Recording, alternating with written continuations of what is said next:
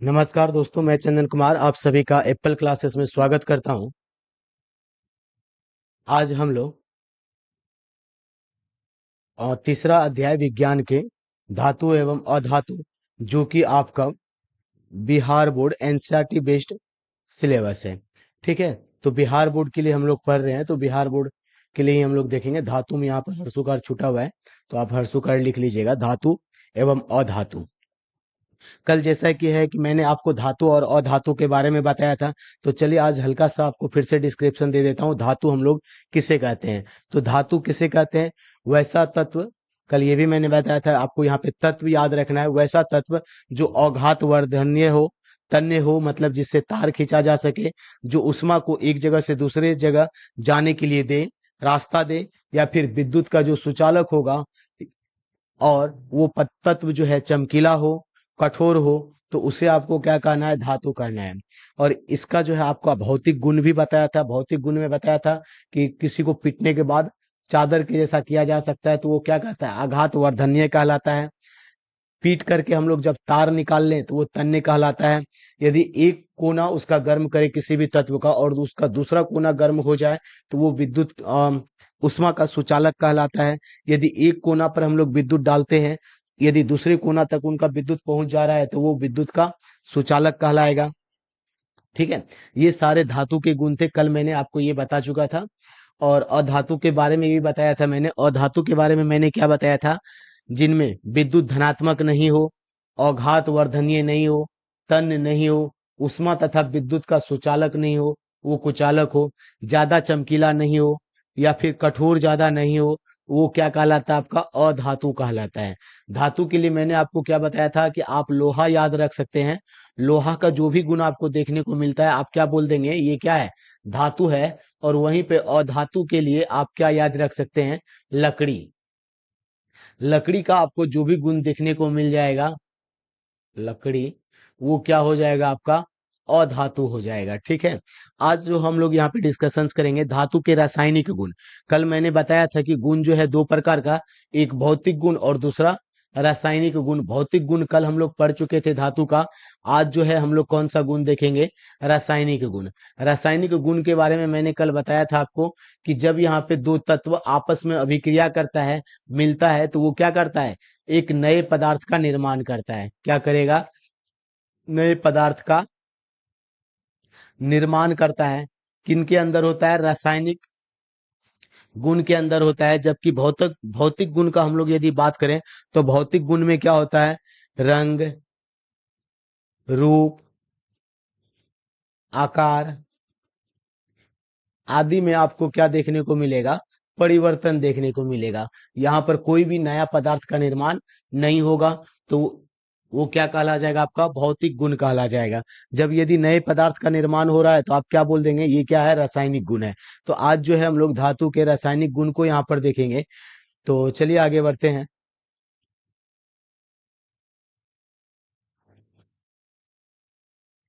रासायनिक गुण का यदि चर्चा किया जाए, तो सबसे पहला गुण जो है वो क्या है?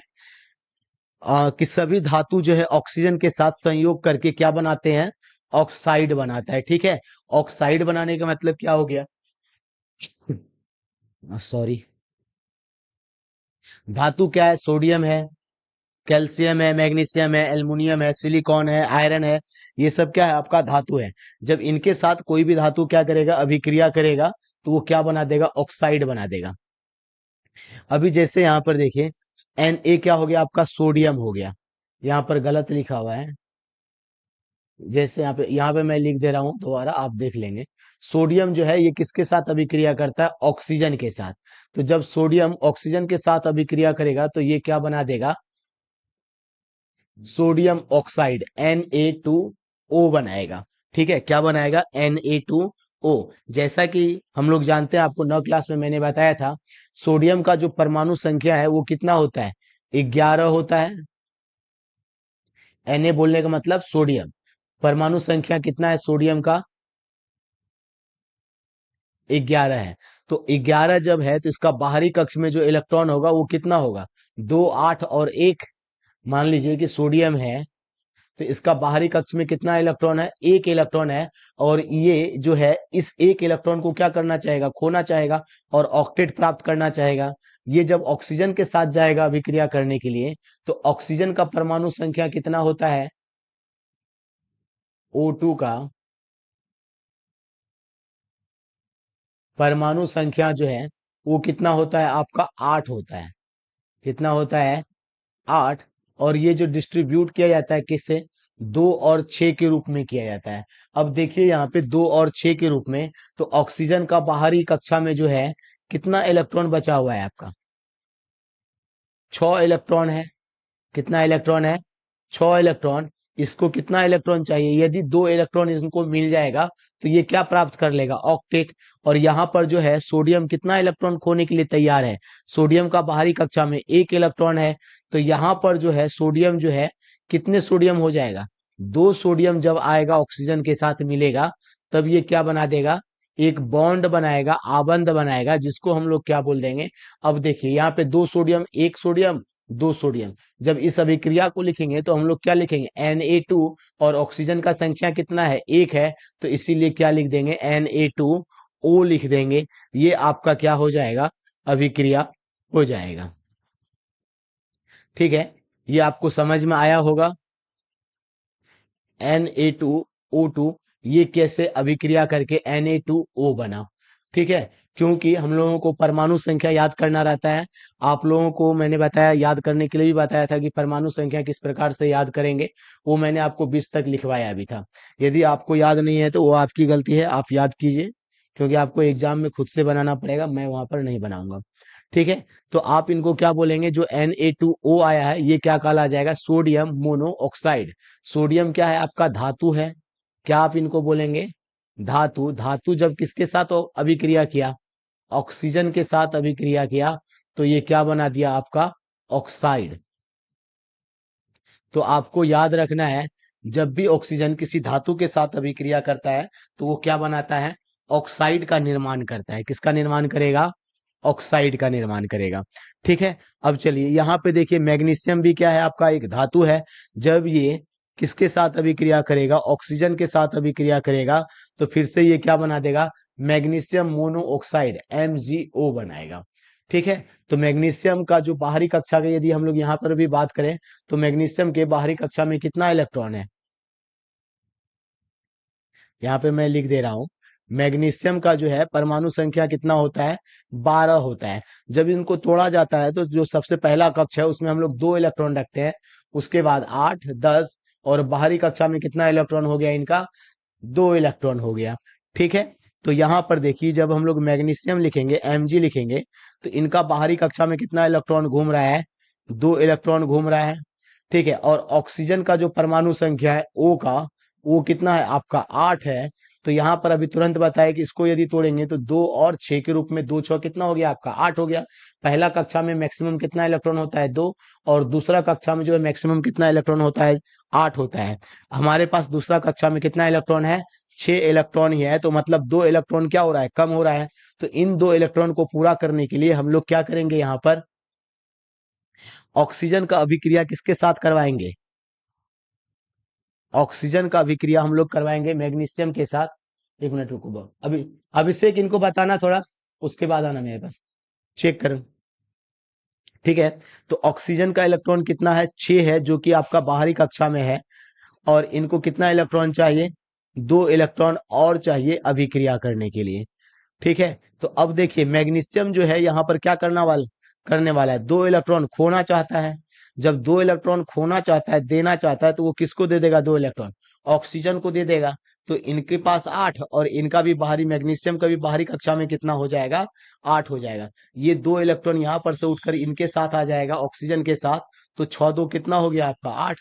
तो इनका भी बाहरी कक्षा में 8 और इनका भी बाहरी कक्षा में 8 हो गया। तो मतलब ऑक्टेट प्राप्त कर लिया। जब ऑक्टेट प्राप्त कर लिया तो अब देखिए फॉर्मूला क्या लिखेंगे, कितना मैग्नीशियम है, 1 मैग्नीशियम तो Mg, और 1 ऑक्सीजन तो O। तो MgO हो गया, इसको क्या पढ़ेंगे, मैग्नीशियम O से ऑक्सीजन। तो ऑक्सीजन अभिक्रिया कर लेता है तो वो क्या कहलाता है आपका, ऑक्साइड कहलाता है। तो इसलिए हम लोग क्या बोलेंगे यहाँ पर, मैग्नीशियम ऑक्साइड बोलेंगे। ठीक है, आशा करता हूँ यहाँ तक आपको समझ में आया होगा। अब हम लोग चलते हैं दूसरा गुण पे। अब दूसरा गुण यहाँ पर देखिए, जो रासायनिक गुण है धातु का, वो क्या बोला गया है यहाँ पर।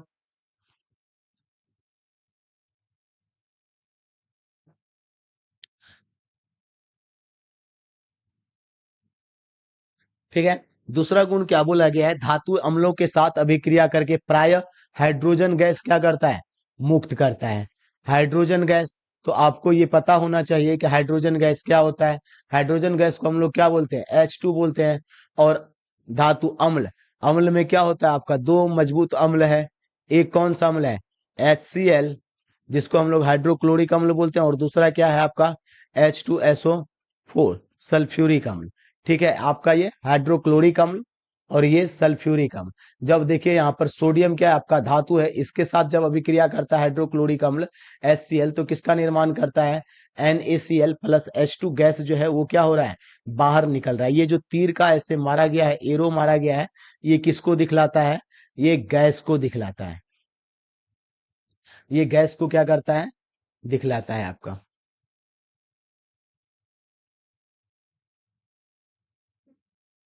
ठीक है,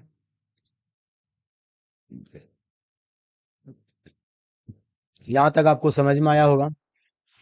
अब चलिए आगे हम लोग देखते हैं अधातु के भौतिक गुण। कल हम लोग धातु के भौतिक गुण को देखे थे, आज हम लोग अधातु के भौतिक गुण को देखेंगे। तो अब देखिए, सीधी सी बात है, धातु का ये क्या होगा, उल्टा होगा। तो भौतिक गुण में क्या बोल देंगे इनका, अधातु ये सामान्यतः ताप पर ब्रोमीन को छोड़कर ठोस एवं गैस के रूप में पाए जाते हैं। ठीक है, तो क्या बोला गया, जो अधातु होता है वो ज्यादातर किसके रूप में पाया जाएगा, चाहे ठोस होगा या चाहे गैस होगा, दोनों में से कोई एक होगा। ठोस क्या है, तो यदि आपसे ठोस पूछेगा तो क्या बोलिएगा, ठोस का क्या होता है, एक निश्चित आकार होता है तो वो ठोस कहलाता है।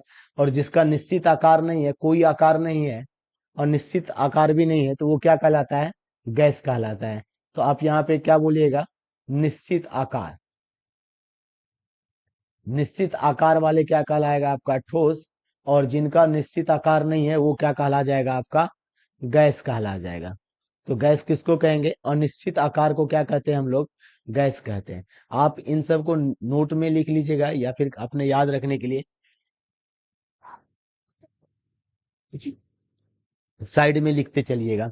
ठीक है, अनिश्चित आकार जो है उसके लिए हम लोग किसका प्रयोग करते हैं, गैस का।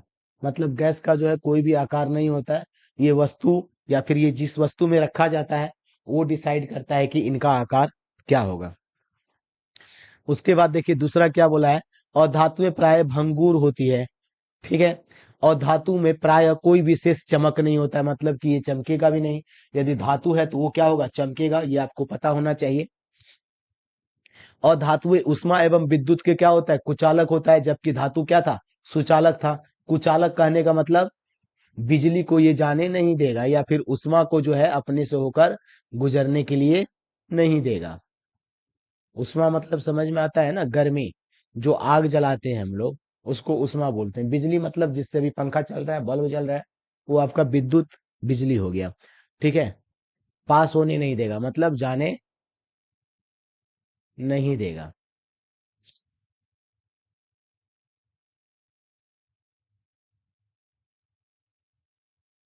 पास होने नहीं देगा, तो वो क्या कहला जाएगा, कुचालक। और धातु ज्यादातर क्या होता है, मुलायम होता है। आप लकड़ी को छू सकते हैं, देख सकते हैं, उसका अंदर वाला जो हिस्सा है वो क्या है, बहुत ज्यादा मुलायम होता है। पल हथौड़े से पीटने पर अधातु कोई ध्वनि नहीं निकालता। कोई लकड़ी को आप पीटिएगा तो कोई ध्वनि नहीं निकलेगा। और हाइड्रोजन को छोड़कर सभी अधातुएं क्या है, विद्युत ऋणात्मक है। विद्युत मतलब मैंने कल बताया था, आवेश का क्या होता है, स्थानांतरण।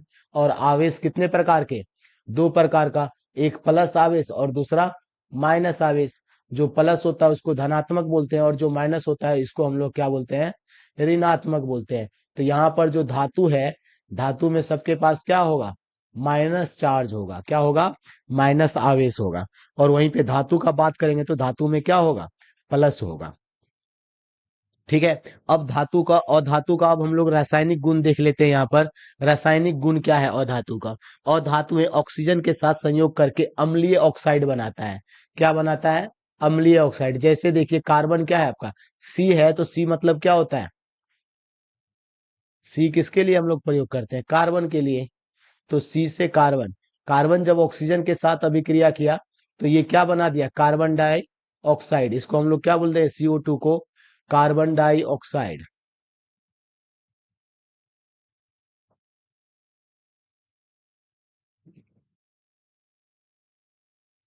कार्बन डाई ऑक्साइड क्या बोलेंगे इसको, कार्बन डाइऑक्साइड। S4 क्या होता है, सल्फर,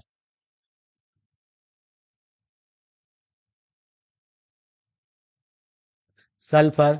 और जब O2 ऑक्सीजन से अभिक्रिया किया तो ये क्या बना दिया, जब भी कोई तत्व से ऑक्सीजन अभिक्रिया करता है तो क्या बनाता है, ऑक्साइड बनाता है। तो आप क्या बोलेंगे, यहाँ पर दो है तो दो को हम लोग क्या बोलते हैं, डाई बोलते हैं।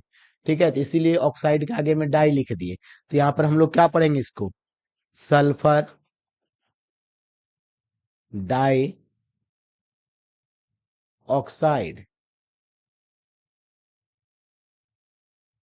Sulphur dioxide, SO2। ठीक है। अब देखिए अगला जो है क्या है, कि अधातु में जल के साथ अभिक्रिया नहीं करता है। यदि कोई आपसे पूछेगा क्या ऑक्स कार्बन जो है क्या पानी के साथ अभिक्रिया करेगा क्या, तो आप क्या बताएंगे, कभी नहीं करेगा। ठीक है, क्या बताएंगे, कभी नहीं करेगा, क्योंकि कार्बन क्या है आपका, अधातु है, सी जो है क्या है, अधातु। और अधातु जो है कभी भी जल के साथ अभिक्रिया नहीं करता है। जल बोलने का मतलब पानी, जो आप पानी पीते हैं, उनके साथ कार्बन कभी भी अभिक्रिया नहीं करेगा। ठीक है। अब चलिए जो इम्पोर्टेंट एक चीज है, ये आपको सबसे ज्यादा याद रखना है, जो धातुओं की संपेक्ष अभिक्रियाशीलता है। क्योंकि आगे हम लोग जब अभिक्रिया देखेंगे तो आपको इससे पहले भी मैंने पहला चैप्टर में भी ये शायद करवाया था, याद करने के लिए दिया था और आपने सुनाया भी था, तो आपको फिर से एक बार ये याद करना है क्या, कि सबसे अधिक अभिक्रियाशील कौन सा धातु है। तो सबसे अधिक अभिक्रियाशील धातु क्या है, पोटासियम। पोटासियम को हम लोग किससे दिखाते हैं, के से। उसके बाद सोडियम को Na से। उसके बाद calcium Ca, magnesium Mg, aluminium Al, zinc Zn, iron Fe, plumbum को हम लोग लीड बोलते हैं, Pb, हाइड्रोजन को H से दिखाते हैं, कॉपर को Cu से, मरकरी को Hg से, और सिल्वर को Ag से, और गोल्ड को Au से। तो यदि आपसे पूछा जाएगा कि सबसे कम अभिक्रियाशील धातु कौन है, तो आप क्या बताएंगे, सबसे कम अभिक्रियाशील धातु जो है वो कौन है आपका, गोल्ड है, सोना। जो सोना हम लोग पहनते हैं वो सबसे कम अभिक्रियाशील धातु है। उसके बाद जो है कौन आता है, सिल्वर जो है उससे थोड़ा सा अभिक्रियाशील धातु ज्यादा है। सोना से पहले चांदी जो है वो अभिक्रिया कर लेगा, जिसके कारण आप देखते होंगे यदि आप चांदी का कोई भी गहना पहनते हैं तो वो बहुत जल्द ही क्या हो जाता है, काला हो जाता है या गल जाता है। ठीक है, उसका मुख्य कारण क्या है, क्योंकि जो गोल्ड है, सॉरी सिल्वर है, चांदी है, वो जल्दी क्या कर लेता है, अभिक्रिया कर लेता है। जबकि वहीं यदि हम लोग बात सोना का करें, गोल्ड का करें, तो वो बहुत जल्दी अभिक्रिया नहीं करता है। ठीक है, तो सबसे अभिक्रियाशील धातु कौन है, पोटासियम है। ठीक है, जैसे जैसे हम लोग नीचे आते जाएंगे ये क्या हो गया आपका, घटते क्रम में सजाया गया है कि कौन कितना अभिक्रियाशील धातु है। तो सबसे ज्यादा अभिक्रियाशील धातु potassium, sodium, calcium, magnesium, aluminium, zinc, iron, plumbum या फिर lead, hydrogen, copper, mercury, silver और गोल्ड। ये चीज आपको याद रखना है और कल आपको याद करके आना है। ठीक है, इसका शॉर्ट नेम जो है, जो साइंटिफिक नेम है, सिंबॉलिक नेम है, उनको भी आपको याद रखना है। ठीक है, अब हम लोग अगले टॉपिक की ओर चलते हैं। यदि आपको समस्या आ रही है तो आप कमेंट कर सकते हैं, या फिर यदि आप क्लास में हैं तो आप हमसे सीधा पूछ सकते हैं, यदि आपको कहीं पर भी दिक्कत हो रही है समझने में तो। ठीक है, अब हम लोग चलते हैं पृष्ठ संख्या 51 पर और उनका प्रश्न को डिस्कस करते हैं, क्योंकि जितना आज हम लोग पढ़े हैं तो उनके प्रश्न को भी एक तरफ से देख लेते हैं। अब देखिए क्या बोला गया, पहला प्रश्न जो है आपका अभिक्रियाशील से ही आया है, सोडियम को केरोसिन में डुबोकर क्यों रखा जाता है। तो आप यदि यहाँ पर अभिक्रियाशीलता को देखेंगे तो आपको समझ में आ जाएगा कि अब देखिए सोडियम और पोटासियम क्या है, ये बहुत ज्यादा अभिक्रियाशील धातु है, किसी के भी साथ जाकर क्या कर लेगा, अभिक्रिया कर लेगा, संयोग बना लेगा। तो अभी मान लीजिए जो ऐसा होता है उसको क्या किया जाता है, अलग से रखा जाता है ना। जैसे मान लीजिए जो बदमाश आदमी है, किसी को मार सकता है, तो उसको कहाँ रखा जाता है? जेल में रखा जाता है, कैदी बनाकर रखा जाता है। ठीक उसी प्रकार सोडियम और पोटासियम जो ये बहुत ज्यादा अभिक्रियाशील धातु होती है, इसलिए इसको कहाँ पे रखा जाएगा? केरोसिन में हमेशा डुबा करके रखा जाएगा। ठीक है, यदि आप केरोसिन से जैसे बाहर निकालिएगा तो ये फिर किसी ना किसी के साथ जाकर क्या कर लेगा? अभिक्रिया कर लेगा, मतलब कि ये स्वतंत्र रूप में कभी भी नहीं रहेगा। ठीक है, तो आपको क्या लिखना है यहाँ पर? सोडियम में उच्च अभिक्रियाशीलता पाई जाती है, आप ऐसे याद रखिएगा। उच्च अभिक्रियाशीलता पाई जाती है, यदि इसे खुले में रखा जाता है तो ऑक्सीजन से तेजी से अभिक्रिया कर आग पकड़ लेती है। ठीक है, सोडियम को यदि आप खुले में रखिएगा तो ये किसके साथ अभिक्रिया कर लेगा? O2 के साथ, ऑक्सीजन के साथ अभिक्रिया करके क्या पकड़ लेगा? आग पकड़ लेगा। ठीक है, Na2O, यदि ये खुले में रह गया तो ये तुरंत क्या पकड़ लेगा? आग पकड़ लेगा। ठीक है, इसलिए इसे सुरक्षित रखने और आकस्मिक आग को रोकने के लिए हम लोग तेल में डुबो कर रखते हैं। किसमें डुबो कर रखेंगे इसको? तेल में। तो दो चीजें यहाँ पे इंपॉर्टेंट है। सबसे पहला शब्द जो इंपॉर्टेंट है वो क्या है? कि अधिक अभिक्रियाशील है। और दूसरा क्या है? कि आग पकड़ लेता है। किसके साथ अभिक्रिया करके? ऑक्सीजन के साथ। जैसा कि हम लोग को पता है वातावरण में क्या मिलेगा? ऑक्सीजन ही मिलेगा। तो ऑक्सीजन के साथ ही ये जल्दी अभिक्रिया करेगा और जल्द अभिक्रिया करके क्या पैदा उत्पन्न कर देगा? आग लगा देगा। ठीक है, यदि हम लोग दूसरे क्वेश्चन के यहाँ पे बात करें तो दूसरा क्वेश्चन यहाँ पर आपसे क्या बोला गया है? इन अभिक्रियाओं के लिए समीकरण लिखिए। भाप के साथ आयरन, तो भाप के साथ, तो भाप क्या है आपका? पानी ही है ना, जल ही है ना। तो क्या लिखिएगा? जल का क्या होता है? H2O होता है। और भाप के साथ आयरन, आयरन का फॉर्मूला क्या होता है? Fe। तो अब देखिए, आयरन और जब पानी आपस में मिलता है, अभिक्रिया करता है, तो वो क्या बना देता है? Ferrous oxide. इसको क्या पढ़ेंगे आप लोग? Fe2Fe3O4। तो ये क्या बोला जाएगा? यदि आप ऐसे बोलिएगा तो फेरस ऑक्साइड। क्या बोलना है? Ferrous oxide. ठीक है, और इधर जो है H2, क्या है आपका? Hydrogen gas.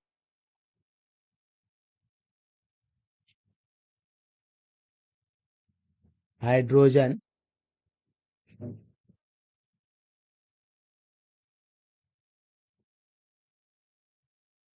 Hydrogen gas. ठीक है, अब यहाँ पर देखिए जो दूसरा तत्व है वो क्या है? कैल्शियम। कैल्शियम जब पानी के साथ अभिक्रिया करेगा तो वो क्या बना देगा? Calcium hydroxide. CaOH, सी से क्या हो गया आपका? कैल्शियम। OH से क्या हो गया? OH2। तो इसको क्या पढ़ेंगे हम लोग? Calcium hydro oxide.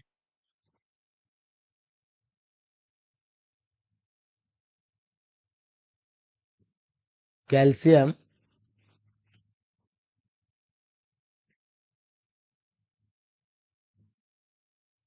हाइड्रो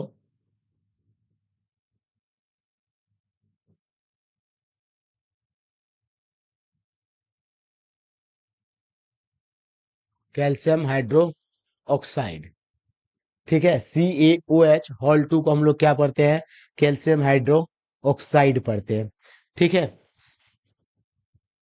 आ, यदि फिर उसके बाद देखिए पोटेशियम के साथ यदि अभिक्रिया अभिक्रिया करता है तो के को हम लोग क्या बोलते हैं? पोटासियम। ठीक है, तो फिर जब ये जल के साथ अभिक्रिया करेगा तो क्या बना देगा? Potassium hydroxide. KOH को हम लोग क्या बोलेंगे? Potassium hydroxide.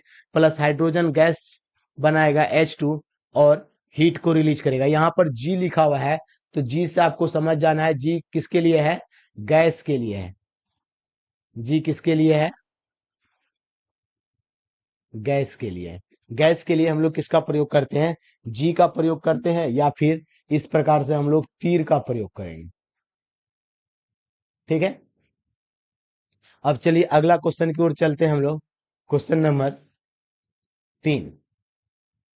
आशा करता हूँ आपको समझ में आ रहा होगा। यदि आपको कहीं पे दिक्कत होगा तो आप कमेंट कर सकते हैं, या फिर यदि ऑफलाइन स्टूडेंट है तो आप क्लासेस में आकर पूछ सकते हैं। ठीक है, तो अब चलिए क्वेश्चन नंबर 3 को हम लोग यहाँ पे डिस्कस करेंगे। तो क्वेश्चन नंबर 3 में क्या बोला गया है आपको यहाँ पर? कि ABCD चार धातुओं के नमूने को लेकर एक एक करके निम्न विलयन में डाला गया है। इससे प्राप्त परिणाम को निम्न प्रकार से सारणीबद्ध किया गया है। ठीक है, तो यहाँ पर देखिए क्या बोला गया है? चार धातु लिया गया है।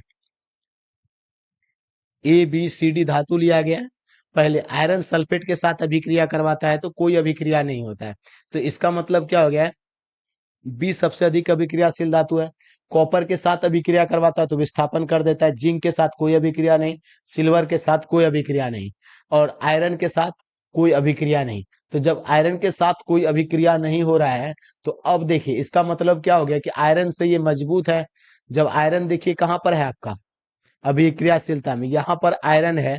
तो जब आयरन से ज्यादा मजबूत है तो क्या हो सकता है, जिंक के साथ अभिक्रिया नहीं कर रहा है, तो मतलब एल्युमिनियम होगा, मैग्नीशियम होगा। तो यहाँ पर जो है जिंक से सारा क्या होगा, ऊपर ही होगा। तो मतलब अधिक अभिक्रियाशील धातु होगा, होगा या नहीं होगा।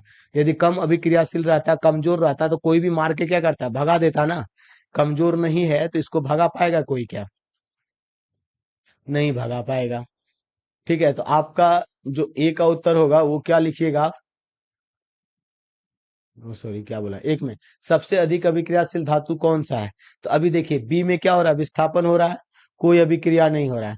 तो मतलब विस्थापन कर दे रहा है, तो मतलब बी जो है सबसे अधिक क्या होगा, अभिक्रियाशील धातु होगा। सबसे ज्यादा अभिक्रियाशील धातु कौन हो जाएगा आपका, बी। क्योंकि बी को कोई भी विस्थापन या फिर कोई भी अभिक्रिया नहीं हो पा रहा है, जबकि कॉपर जो है ए को क्या कर दे रहा है, हटा दे रहा है, विस्थापित कर दे रहा है। अब देखिए आगे क्या बोला, कोई अभिक्रिया नहीं है, कोई अभिक्रिया नहीं है, कोई अभिक्रिया नहीं है सी में, कोई अभिक्रिया नहीं, कोई अभिक्रिया नहीं, कोई अभिक्रिया नहीं, मतलब कि कमजोर है, तो कोई अभिक्रिया नहीं होगा। अब दूसरा नंबर में का प्रश्न क्या बोला गया है यहाँ पर आपको देखिए, कि धातु बी को कॉपर सल्फेट के विलयन में डाला जाए तो क्या होगा। अब देखिए धातु बी सबसे ज्यादा अभिक्रियाशील धातु है, तो धातु बी कॉपर सल्फेट से क्या करेगा, कॉपर को विस्थापित कर देगा। जो मजबूत आदमी होता है वो कमजोर को क्या करेगा, उठाकर फेंक देगा ना। और कॉपर क्या है आपका, कमजोर आदमी है। तो जब कमजोर अभिक्रियाशील धातु है तो कॉपर को क्या करेगा, जो धातु बी है वो हटा देगा। क्वेश्चन नंबर 3 क्या बोला है, कि धातु ए बी सी एवं डी को अभिक्रियाशीलता के घटते क्रम में विस्थापित कीजिए। तो अभिक्रियाशीलता धातु को तनी हाइड्रोक्लोरिक में डाला जाता है तो कौन सी गैस निकलती है, ओके सॉरी। तो अब देखिए धातुओं की अभिक्रियाशीलता को घटते क्रम में, तो सबसे ज्यादा अभिक्रियाशील धातु कौन है, बी है, उसके बाद ए है, उसके बाद सी है, और सबसे अंतिम में डी है। ठीक है, अभिक्रियाशीलता आपको याद रखना पड़ेगा। अब देखिए क्वेश्चन नंबर 4 में क्या बोला है, कि अभिक्रियाशील धातु को तनी हाइड्रोक्लोरिक अम्ल में डाला जाता है तो कौन सी गैस निकलता है। तो ऑब्वियस सी बात है, कौन सा गैस निकलेगा, हाइड्रोजन गैस निकलेगा। अभिक्रियाशील धातु को तनु हाइड्रोक्लोरिक अम्ल में डाला जाता है, तो अभिक्रियाशील धातु आप कोई भी ले लीजिए, जैसे मान लीजिए कि सोडियम अभिक्रियाशील धातु है, इसको हम लोग डाल देंगे किस में, तनु हाइड्रोक्लोरिक अम्ल में, तो ये क्या बना देगा, NaCl। अब देखिए बाकी क्या बच गया, हाइड्रोजन गैस। तो हाइड्रोजन गैस का क्या लिख देंगे, H2। तो मतलब क्या हो गया, कि कभी भी तनु हाइड्रोक्लोरिक अम्ल अभिक्रिया करेगा तो वो कौन सा गैस रिलीज करेगा, हाइड्रोजन गैस रिलीज करेगा। कौन सा गैस, हाइड्रोजन गैस निकलता है। ठीक है, जब आयरन तनु हाइड्रोक्लोरिक अम्ल H2SO4 के साथ अभिक्रिया करता है तो आयरन के साथ हाइड्रोजन गैस निकलता है। तो एक ही गैस निकलेगा, आपको याद रखना है कौन सा, हाइड्रोजन गैस। ठीक है, क्वेश्चन नंबर यदि 5 का हम लोग बात करें यहाँ पर, तो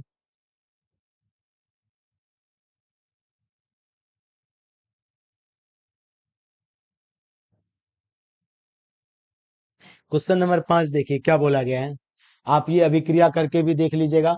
Fe, Fe बोलने का मतलब क्या हो गया आपका, आयरन। आयरन जब किसके साथ अभिक्रिया कर रहा है, सल्फर के साथ अभिक्रिया कर रहा है, तो वो क्या बना रहा है, सल्फर, आयरन सल्फेट, और क्या बनाता है, हाइड्रोजन गैस बनाता है।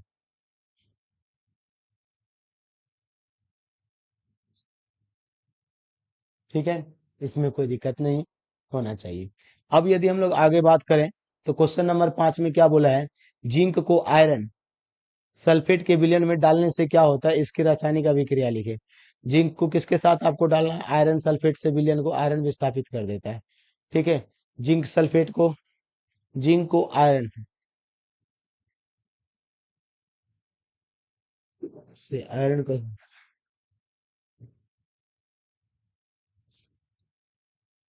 जिंक को Zn प्लस आयरन सल्फेट बोला है, तो आयरन सल्फेट क्या हो गया आपका, FeSO4। अब देखिए यहाँ पर आयरन भी एक धातु और जिंक भी एक धातु। तो अब यहाँ पे बताइए कौन ज्यादा अभिक्रियाशील है। तो आपको अभिक्रियाशील धातु का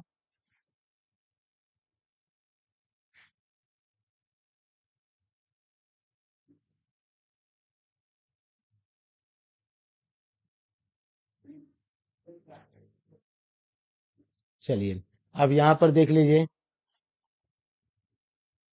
यहाँ पर जिंक है, ये जिंक ऊपर आ रहा है और आयरन कहाँ आ रहा है, पीछे आ रहा है। तो मतलब आयरन क्या हो गया, कम अभिक्रियाशील धातु हुआ, और जिंक जो है वो क्या हो गया, ज्यादा अभिक्रियाशील धातु हुआ। तो जिंक जब ज्यादा अभिक्रियाशील धातु है तो वो आयरन को क्या करेगा, उठा करके फेंक देगा, बाहर निकाल देगा, विस्थापित कर देगा। तो इसीलिए हमारा फिर समीकरण यहाँ पे जो है वो क्या बनेगा, या उत्पादक जो बनेगा क्या होगा,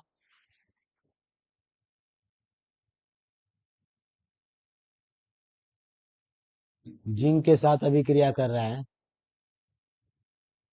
Zn+Fe4। तो जिंक क्या करेगा, आयरन को बाहर निकाल देगा और ये क्या बना लेगा, जिंक सल्फेट ZnSO4 प्लस क्या बना लेगा, Fe। ठीक है, ये आपका बन जाएगा। तो आज के लिए बस इतना ही। आपका जो है धातु और धातु का जो भौतिक गुण होता है और रासायनिक गुण होता है, इनको मैंने समाप्त कर दिया। अब कल से हम लोग धातु को किस प्रकार से प्राप्त करेंगे, निष्कर्षण से, या फिर अधातु को किस प्रकार से हम लोग बाहर निकालेंगे, उसके विधियों को देखेंगे। तो यदि आपको हमारा वीडियो अच्छा लगता है तो आप हमारा चैनल एप्पल क्लासेस को सब्सक्राइब कर सकते हैं। साथ ही स्टडी विद चंदन को भी सब्सक्राइब कर सकते हैं, ये दोनों हमारा ही चैनल है। धन्यवाद जुड़ने के लिए, आप ऐसे ही हमारे साथ बने रहें।